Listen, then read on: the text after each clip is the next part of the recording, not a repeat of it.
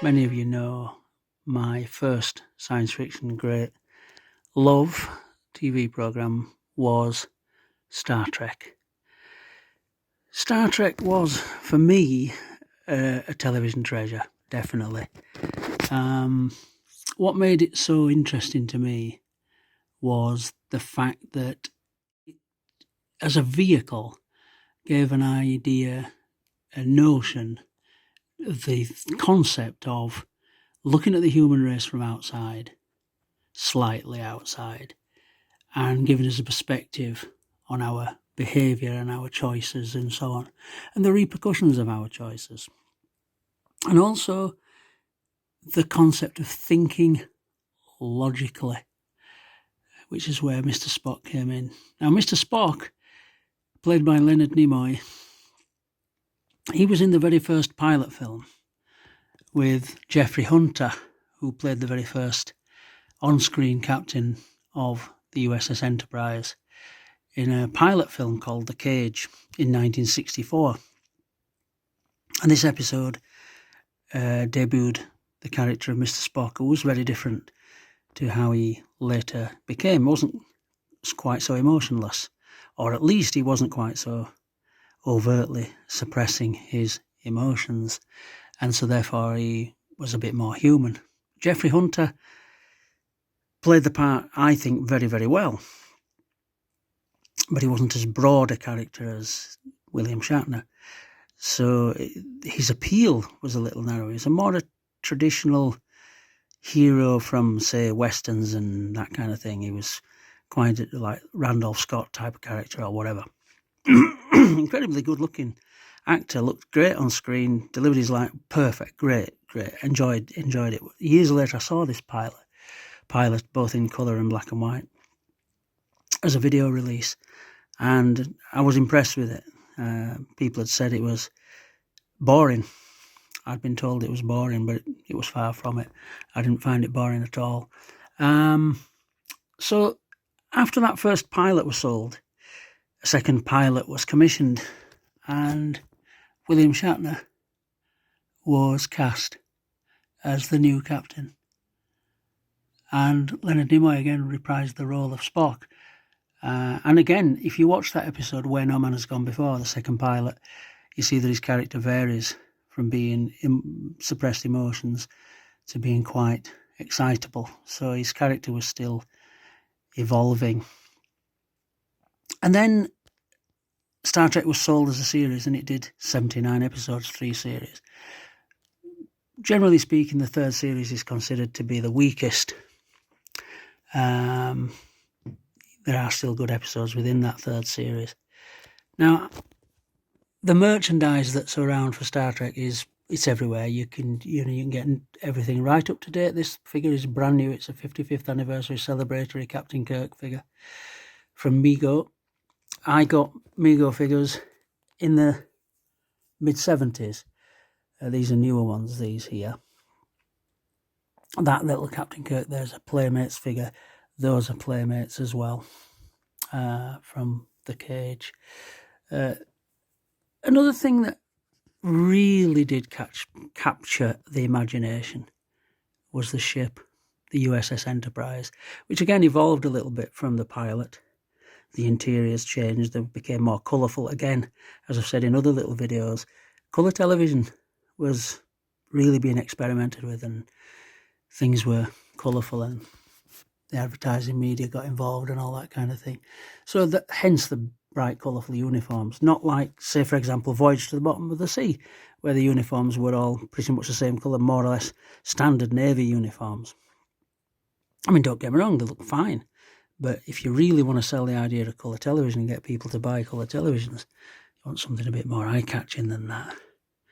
This is the shuttlecraft. This is from Galoob, Galoob, in case any of you are struggling with my accent. Micro Machines. One of the again, I showed you in another video, the first collectibles I ever got to do with Star Trek were these little badges. And they came free with Kellogg's cereal. it was the first time I actually had an idea of the colour of the uniforms. You get this little glimpse look at the bottom of the colour, and even the colourful lights in the background, because we had a black and white television at the time. You know, the vibrancy of colour came around later.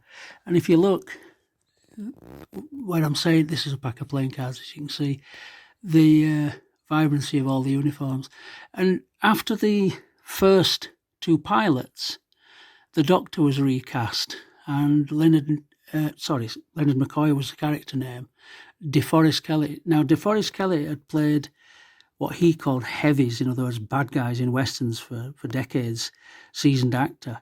But he got this role in Star Trek of the curmudgeonly but lovable Dr. McCoy, humanist Dr. McCoy, sort of a counterpoint to the scientific and logical Mr. Spock.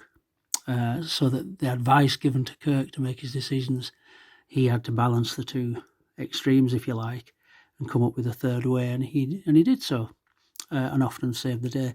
And Scotty, the engineer there on the left in red, Nurse Chapel between Kirk and McCoy. Second season, a Russian character was added, played by Walter Koenig, and he complemented the Asian American character of Sulu and the African American character of Uhura. Funnily enough, people go on about modern Star Trek Discovery being woke. Well, here we have a Russian person. I mean, we've got a war in Russia now. At this time, you know, there was the Cold War, and yet there was a bright future hoped for where we'd be working together collaboratively, the whole world, really, to explore the galaxy and what have you, with an alien crew member in that of Mr. Spock. Whether that sort of future will ever come to pass, I don't know. We'll have to see how things unfold. We can only hope. And as you can see, the costumes changed as the series went on. These were the second pilot outfits. Yes, they were. And Spock in the very first pilot had a blue jumper, if you like, a uniform top. And that thing there, that ball. Now, the very first episode I can remember is the Corbomite Manoeuvre, and that was Baylock's ship, the Fesarius, from the First Federation, and a very dramatic episode. And that sticks in my mind as the very first impression of Star Trek that I got. And I've been following it and watching it, enjoying it ever since. So yes, to me, Star Trek is a television treasure, and it's what inspired me to create this Facebook group, which is only small, but it's people who are interested, hopefully, and I try and share my love of these shows with you and encourage you to enjoy not just the current examples that are out, but the old stuff as well. You might think the sets and the special effects are a bit quirky now and dated, but the stories are good. I mean, you watch Devil in the Dark, an original series episode, which is about not judging by a book by its cover. Is the Devil in the Dark a monster? Well, if you've not watched it, watch it, and you decide whether it's a monster or whether the miners are actually behaving monstrously. 79 episodes, ranging in quality from extraordinarily good to very average, such as Spock's brain. But there's always something to enjoy. Even in Spock's brain, the opening sequence, I think, is very dramatic and captures a good mood. It just sort of degenerates a bit from there. It's a bit silly. But again, experimentation, you're going to get that. You get hit and miss. Anyway, I hope you enjoy this small, short presentation. Just trying to enthuse you, really, get you enthusiastic about these old series and some of the new ones that are out there. Enjoy, keep in touch, and treasure some of these old shows.